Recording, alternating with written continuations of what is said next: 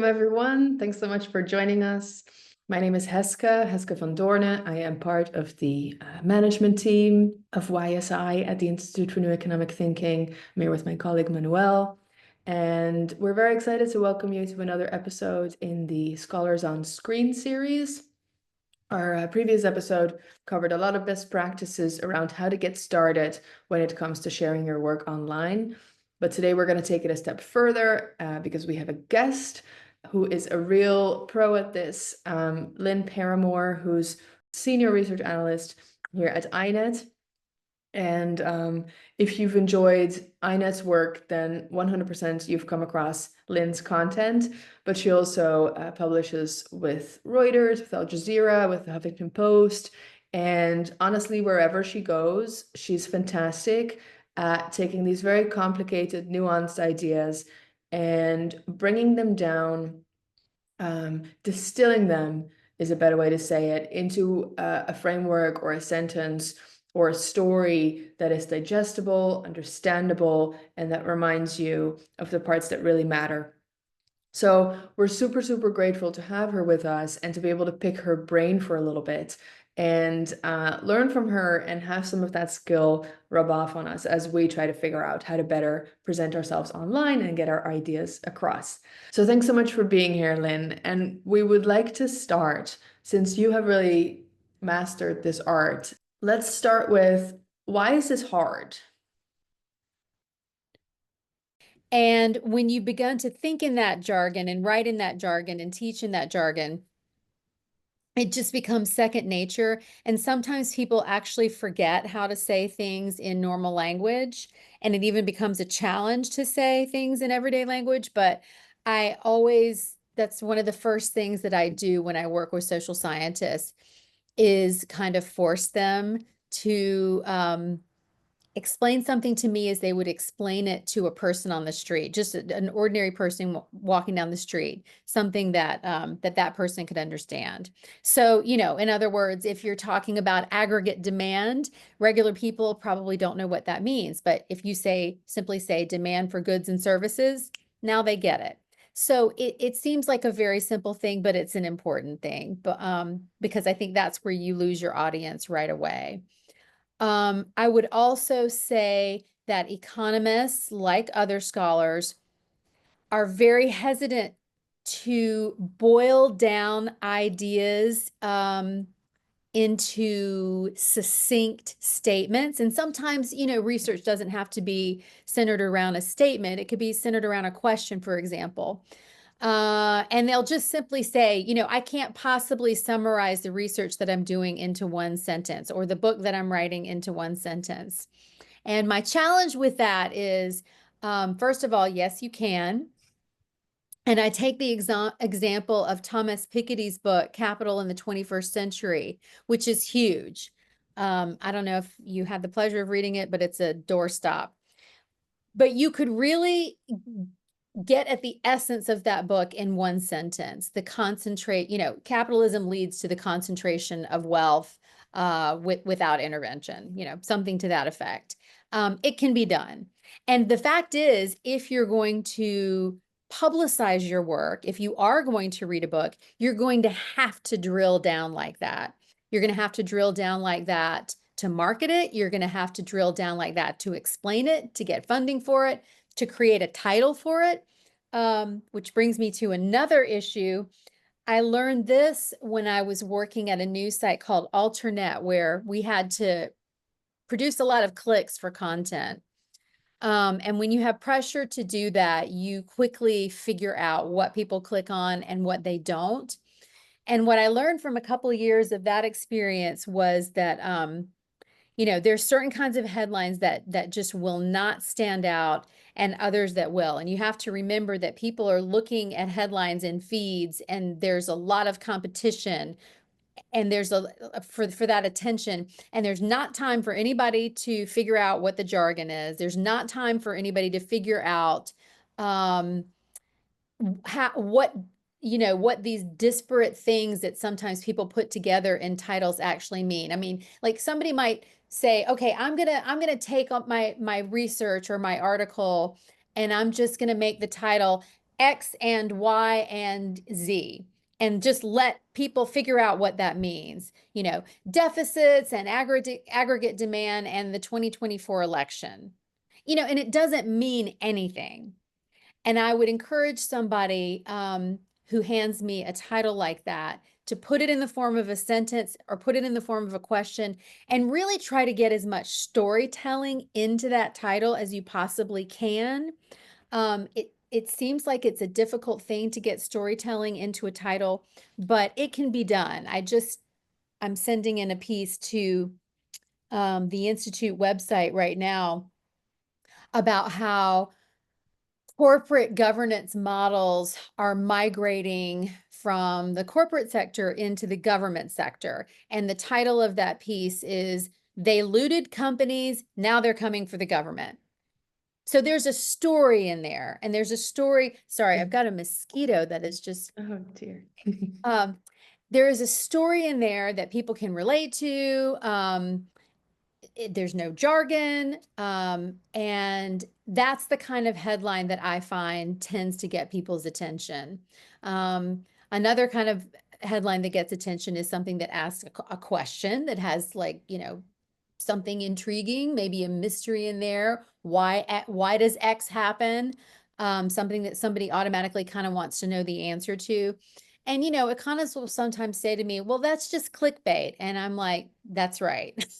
And if you want people to click on them, you have to bait them. You have to lure them in. It doesn't mean you have to put something totally cheesy on the title of your piece, but yes, you do need to lure people in, and it's hard.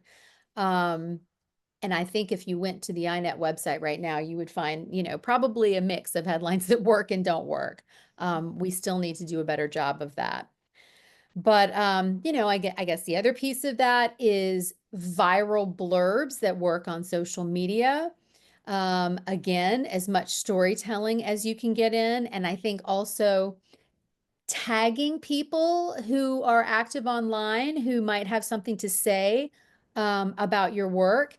You know, and if you want to be spicy, you can tag people who you think would probably disagree with it. Start a conversation, you know. It doesn't have to devolve into, you know, some kind of nasty argument, although sometimes it does.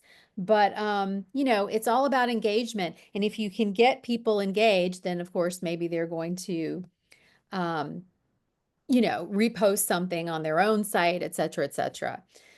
So these things might be pretty obvious, but I do find that in practice, they don't happen often enough.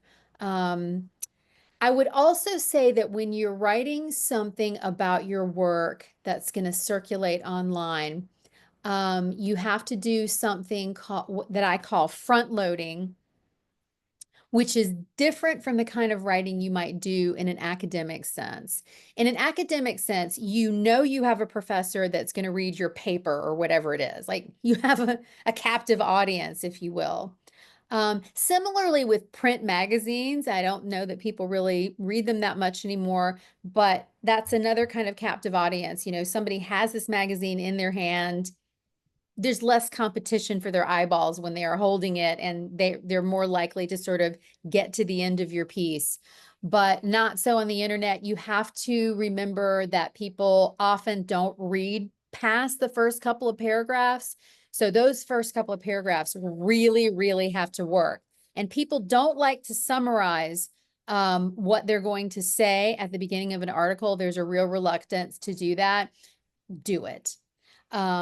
You just cannot be coy. You cannot assume that somebody's going to get to the end of 2,000 words or whatever it is to get to your point.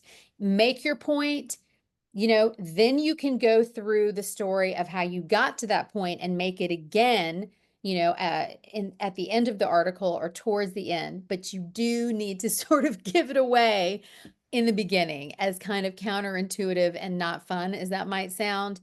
It's really important. It's another way of sort of sticking people's attention. So those are like some of the tips that I've learned, and I think these apply to video as well. I have been kind of going a little bit gonzo, inspired by Heska and what people are doing at YSI, and I filmed William Lazonick the other day on my iPhone in a cafe. And of course, people started talking loudly beside him the moment I started to do that. But actually, it worked out pretty well. We just did a couple of takes on my phone. And um, I found that if I asked him a really sharp, direct question, it was more likely to guarantee me usable results than if I just said, hey, can you talk about X? That's going to lead to some rambling on. So like a very pointed, direct question and something attached to the news, I think, to also like focus the attention of the person, um, let their work and their ideas flow into something that's kind of on everyone's mind at the moment. So whenever you can get a news hook in there, by all means do it. So for example, with this piece I just wrote on corporate governance models moving from the corporate world into the government, the natural hook for that from the headlines today is the Trump administration budget. There is a kind of a looting model going on there that's very similar to what goes on in corporations. So I stuck that news hook in there and got Bill to talk about it. But you know, I think the more you practice with these things, the kind of more natural they become. And another couple of tips and tricks that I have shared with Heska in another conversation. I really don't know why this is, but people like listicles, lists of things, 4 things you didn't know about X, 5 things you didn't know about Y. And for whatever reason, I don't know what the reason is, people tend to click on odd numbered lists more than they click on even numbered lists. Go figure. Using, you know, you can use 2 sentences in a headline, but they had better be very, very, very short. I see people doing that a lot. And it's possible to do that, but I would say, you know, make it very succinct and try to avoid that when you can. And I think also having a subhead that adds some intrigue to whatever your headline is also very important. So both of those 2 pieces of information, your headline and your subheading, both have a lot of work to do getting people's attention. I would never put the name of somebody who is not a household name in a title. So I would not put William Lazonick's name in a title. I would put it in a subhead. I would not put, I would put Joe Stiglitz's name in a title.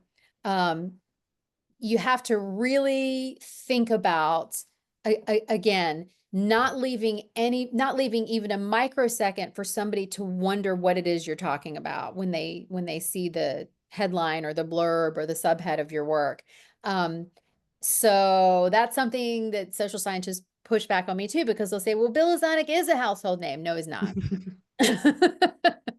To a very small set of people he is, but I think everybody here, and this is part of our zeitgeist, right? We want to reach as many people as possible. So why, you know, confuse them from the get-go? If you want to reference somebody, you can say, you know, leading business historian says X. I find that people do respond to the idea of expertise. So you can say top economist, leading researcher, whatever says X. That's fine. And you can use a quotation. If you've got a really punchy quotation in a title, you can use that, whether you happen to be interviewing somebody else or whether it's something from your own work. People like to kind of understand that there are real people talking around these subjects, that it's not just a bunch of kind of distant academic stuff. Another thing that I argue constantly with academics about is the use of graphs and charts. Graphs and charts are essential to what you're doing, but they can very easily be overdone. And you also, when you drop them into a piece that is going to circulate beyond your academic setting, you have to really explain them and explain them more than you think is necessary. They have to be woven into the story of what you're doing. And a lot of times researchers will just sort of dump them in there and leave it to the reader to figure out what the graph means. And that really only works for a PhD economist, and sometimes not even then. So really make sure you do that. I have to send a lot of pieces back to researchers, asking them to do that work. And it is work. It's hard sometimes to put the contents of a graph into, a 2-sentence story. It really does take work. I think we have tools now like ChatGPT that can help us do that work, but it really does have to be done. So I'm sort of blabbing on. Does anybody have any questions that they want to ask me? There's so much value in this, Lynn. Thank you so Of much. course. I think, Stuff's intuitive to me and it feels like common sense, but it wasn't common sense to me when I started. I can tell you that. yeah, it's I not was, common sense at all, I think. yeah. It's not taught, right? And if you go do a master's in economics or a PhD, nobody's going to tell you this. Oh, I'll tell you one other thing, and I'm an English lit PhD. What I'm doing around economists is a whole story. But, you know, people in English lit and the humanities, they love to be really cute in their titles with literary references and puns and that sort of thing. No, no, no, no, never. I have an economist that I work with who actually loves to do that. And he has so much fun thinking of these clever puns for his titles. And he gets so disappointed with me when I remove them.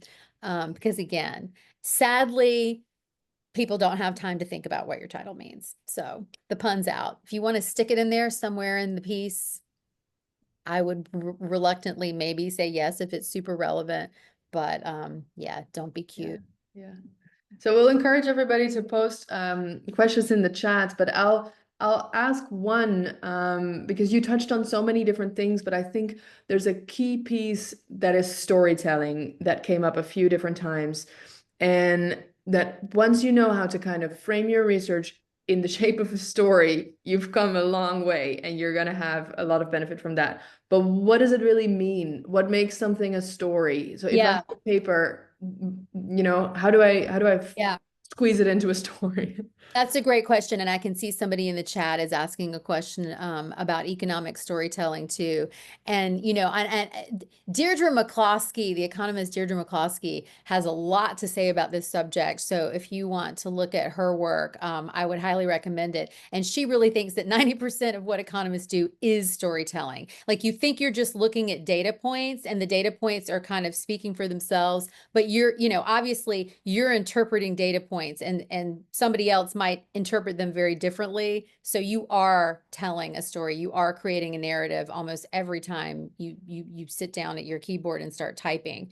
And as we all know, those stories are hugely important. So what makes a story? Story has a character, and the character can be you. If you're presenting a piece of research, you might tell the story of how you came to be interested in that topic, or how you came to settle on this particular angle. Is it meaningful in the country that you come from? Is it meaningful to how you want the future to be shaped? So you get a character in there, or you could, use a well-known person as a character. You can make somebody up. There's no reason why you can't make somebody up. You can go through an exercise, uh, Bob Jones. I shouldn't use that because that's the name of a really terrible university. But anyway, Robert Jones, was building a company in Topeka, Kansas, and faced interruptions to the supply chain. He doesn't exist. His company doesn't exist. That's fine. People do that all the time. No problem. You're allowed to do that. Another thing that stories have is a moral, right? There's got to be a moral to the story. And that's a word that economists really don't like to use at all. But it's really important. What are the values that surround the story that you want to tell? Is it accountability? Is it transparency? Is it fairness? I think you can be upfront about that. You don't have to shy away from it. Researchers are allowed to have a moral framework around what they're talking about. So a story has a character, it has a moral, it does have a beginning, middle, and end.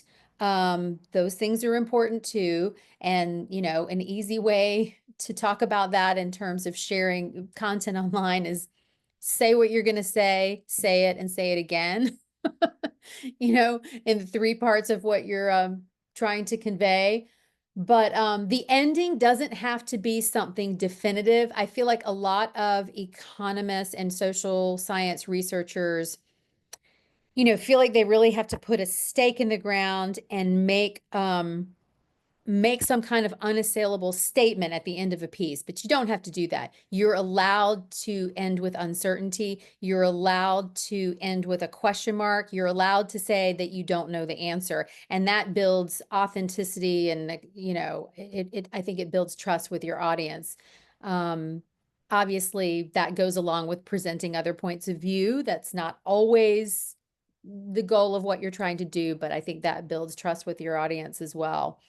That's a good point that actually relates to another question in the chat. So Bruna said, what would you say to a scholar who worries that posting on social media might hurt their academic reputation, right? Because it feels vulnerable and dangerous, maybe in part because of what you're saying, that you're scared of saying something and then being wrong or being ridiculed. Maybe you could elaborate a little bit. Yeah. I would definitely say you will be tempted to get into little brawls about your work. For some reason, anytime I post anything about libertarians, I get really nasty comments on my social media, but you just have to learn to resist the urge to engage. And I would say just block people who are inappropriate. Don't ever engage with them. But if somebody has, a legitimate question or a legitimate set of issues, don't be afraid to be wrong, and don't be afraid to acknowledge that not enough is known about this subject to make a declarative statement yet, that you are a researcher, you are an investigator, you are looking to find answers. So I think one would be like, kind of be aware of making definitive statements. Try to avoid that whenever possible. It doesn't make you sound authoritative when there are legitimate questions and concerns and other ways of interpreting the data that you've collected. So I would be careful about that. Question mark is always helpful. Nobody can really hold you to account for asking a question. That's a good way to kind of divert that problem. I would say also, you know, all people who want to share a point of view have a tendency to sound righteous when they feel really passionate about something. I would avoid that because that tends to get into an emotional space where things can get a little bit unproductive. So you can have a moral in your work, but that doesn't give you license to be judgmental to other people and judgmental to scholars who don't share your point of view. And there's a lot of, mudslinging and mud flinging that goes on, especially in forums like Twitter. So I would just advise you as a younger scholar to stay out of those mud fights. Really don't be tempted to get into them. Turn off your comments if you have to. You'll get baited. People will definitely try to draw you in. And I would be careful about that, because if you get baited into saying something that is unkind or judgmental or not really the way you feel in your heart about something, it's going to live there forever, and somebody will pluck it out of context and write about it and, kind of make you look like a jerk. So don't give people quotable items, that don't really reflect your own character. So those are some things that I would say, but I would generally say that from what I gather of the attitudes among young scholars, there's probably too much fear and trepidation around reputation. You can get a reputation, kind of an opposite reputation, for hanging back too much and being fearful of putting your work out there. That can have negative reputational consequences too. So you have to find this balance of not hanging back, but also not being so much into the fray that it ends up devolving into arguments that really don't look good. But I would assume that employers nowadays that would want to hire you, they do want to see that you're engaged in the world where people are getting their news and information from now. So I generally think that people are just a little bit too cautious about it, and overly concerned. Like, don't have a drink and start posting. Like, duh. That's, true of what goes on in your social life as well. But I think most people that get to the level where they're PhD graduate students, have some kind of discretion, plenty of discretion at this point. Yeah. Okay, maybe if we have time for one more question. Um, there's another one that says, what are your tips for writing a single, compelling, jargon-free sentence to describe Mhm. your work? So the one sentence to introduce yourself with when somebody asks, what are you researching? What are some starting points or techniques that people can use to create that one sentence? Yeah, so I have two techniques. One is, how would I explain this to my grandfather?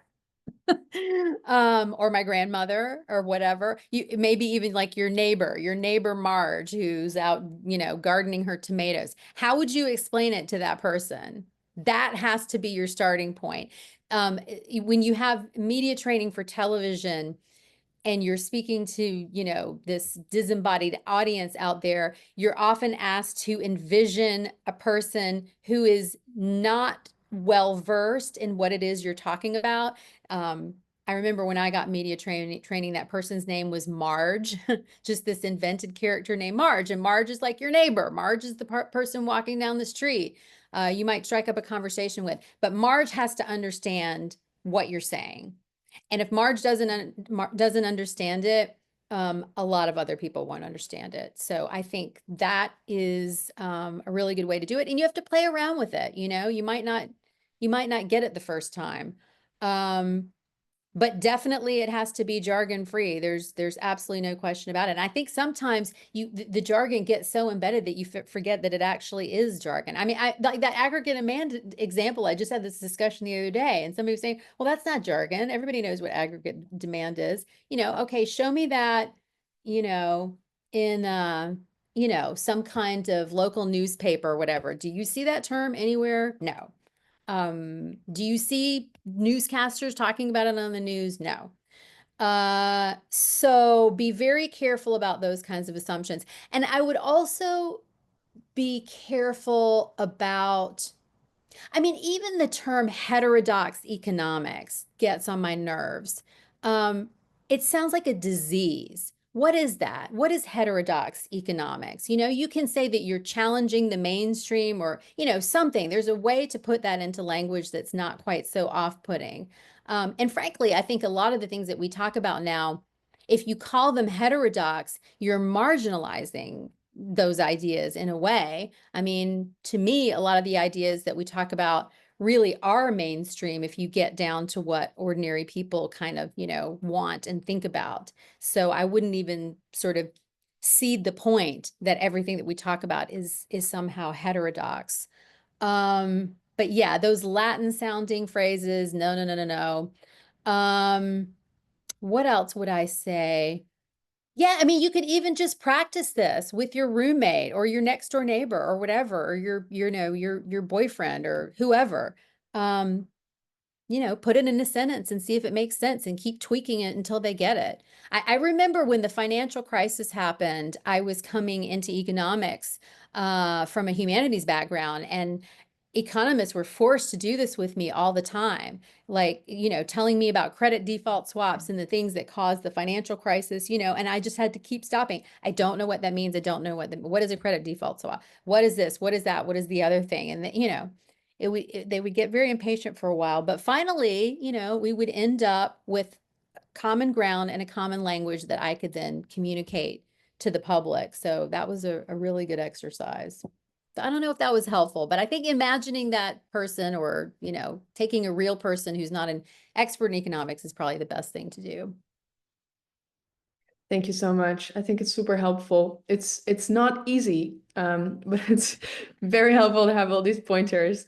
And I think we're all And gonna maybe keep working start, at it. maybe start out, one thing you can do is do this for other people's work. Like, you see an article that you really like that you just read yesterday, formulate a sentence about it that's jargon free. You know, you could do that, you know, you could share it on social media, for example. You know, it was an article you really like and you're sharing it on social media. You have, you know, put a blurb or a sentence in there that explains it and get yourself in the habit of doing this. So it'll sort of become second nature. Take a book, you know, like Thomas Piketty's 21st Capital in 21st Century, boil it down into one sentence, pretend like you're the marketing executive for that book. Maybe it's a book that you use a lot in your research, you know, and pin it down. And I think that'll help you get into the habit. I mean, you want to try it right now? We could try it right now. Like what's an economics book that you use that you reference a lot? Heska, I'm putting you on the spot. Is there one that you can think of? Oh gosh, no, I want the group to bring me one. Maybe Francisco or Amanda or Adam. I mean, Adam is this somebody who works with very tricky to understand financial terms. So maybe Adam, you're the right person. You know, give it a try. The Emergence of FinTech Phenomenon. Who's written that?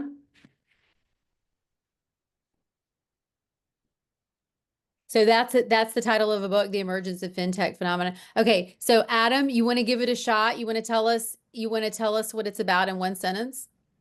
Summarize it in one sentence without jargon.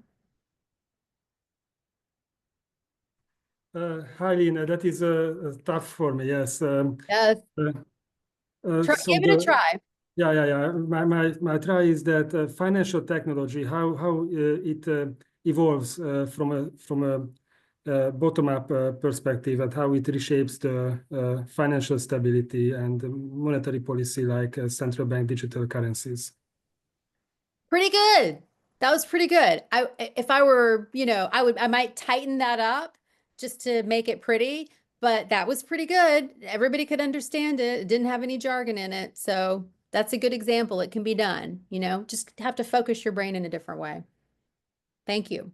Yeah, I think it can also help to ask these questions of like who, what, where, when, right? Like, because if you start talking about central bank digital currency, who's where is the human? Like, who's creating the currency and where does it go and what does it buy and in what time frame? Is that now or in the future, or did it already happen? I think those kind of questions can help. Yeah, that's another great point, and I should have brought that up. Another thing that I really have to get on scholars about is this passive sentence construction that doesn't have an actual person doing something. You know, aggregate demand has risen. Okay, who, where? Exactly what Heska said. I like to see a sentence that has an actor and an action in it. And I think that, you know, there's a tendency to shy around from that. And part of that, I think, is the problem with economics, right? If it makes you sort of pretend and distance yourself and act like this thing is just some kind of machine that's running on its own. And that's kind of a dangerous way to think. So remembering that there are people doing things and there are, you know, causes and results has a kind of it's like a therapeutic process. I think it helps us identify the problems in a kind of a sharper way. Who is responsible? And people don't, you know, ooh, I don't want to say that. Say it. Don't hide from that. Yeah, absolutely. I'm just checking the chat. Manuel, you want to jump in? Unmute yourself. Yeah, I was just saying that also titles are very, very important, right? Like, for instance, I read a book. I have a long time without reading a book because I actually read only papers right now. What the book is, the title is Profiting Without Producing: How Finance Exploits Us All, which is, I mean, it's very straightforward. And if I could say like jargon free, it's how finance eats all the cake. I So, love that. and basically like you're having the message, the subject, everything in there. Yeah. So yeah, that's a good example of a title. I actually had a question. I Yeah. don't know if you touched a lot upon what are the role of emotions in this field in scholar storytelling? I would Yeah, like to know that because uh, on the one hand, you can be too biased for the public if you actually present a lot of emotions, but on the other, you are less engaging if you're just talking about facts, like about, totally. okay, it's just description. And I mean, description is not compelling. It's quite boring, I would say also. So Yeah. yeah, I would like to know what's your assessment in generally in putting emotions on these kind of videos. Yeah. That is a really good question, and it's kind of a nuanced subject because I think that scholars probably shy away from emotion and talking about emotion, but sometimes it ends up inadvertently coming out in their work without them realizing it. And one way, one emotion that I was kind of referencing earlier that I don't think is particularly helpful is something like righteousness. um, it's okay to have a judgment about something, but that sense of righteousness that kind of puffs you up into a scold, that's where you don't want to go. Um, so there's a kind of amplification of what started out as a kind of as an emotion that will bring people in and bring people into your discussion, and then an emotion that pushes people out. Um, when you have an emotion that your audience can share, for example, everybody is afraid of financial collapse. And so it's okay to express that fear. You're sharing that fear with your audience. And I think it's really not only okay, but important to bring those kinds of basic human emotions into your storytelling. You're not a robot, and the people that you're talking about aren't robots. And I think the reason that, most of you got into economics has something to do with your heart, and your heart is in this work. And I think it's okay to communicate that, as long as it's not done in a way that unnecessarily cuts people off from what you're talking about, and saying that, conveying that people who disagree with you are immoral is that's going to cut people off. There are occasions in which you might want to do that, writing an op-ed or something like that. But I have to remind myself of this all the time. And when I'm writing about the Trump administration, for example, it's just not going to be very helpful or useful for me to convey or even to think that people who support Donald Trump are immoral or his economic policies. What does that further? It really doesn't further anything. What would be a better emotion for me to convey is that, I feel, you feel, the supporters of Donald Trump and everyone feels a sense of distrust in institutions and in what we're being told. So if you can find an emotion that you can share with as many people as possible, I think that can be a really strong place to go. Does that make sense, or does that help at all? Yeah. I was writing in the chat that yeah, we should think about that actually. How your message can be compelling for someone else. Exactly, because they will feel, not that they will think, but they will feel like you. Maybe you can even change someone mindset by the feeling and not by the ideas, but more like, Right. hey, this might happen, right? Like, so doesn't matter in what area of the spectrum you are, but you share this emotion with me. That's right. Yeah, That's right. It's like empathy. Empathy is an emotion that can always be present in what you're writing about.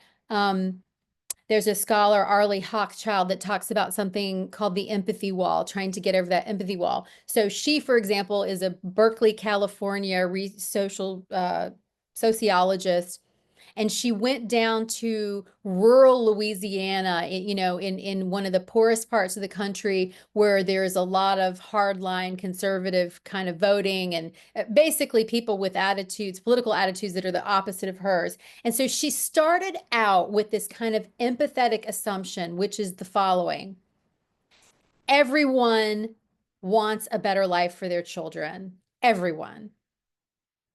And if you can start a conversation with that shared understanding, then you can begin to talk about things in a whole new way. So she went down there trying to figure out, why is it that these people who live on the bayous where there's a ton of pollution, why do they keep voting for politicians that are bringing companies in that pollute these waters? You know, why do they keep doing that? And once she started that conversation about wanting a better life for your kids, they told her, look, we don't want our water polluted. We hate it, but we want to have jobs so we can take care of our children. And those companies are the only companies that offer jobs. And suddenly you have a shared conversation and a place for really interesting things to happen. So exactly what you're saying.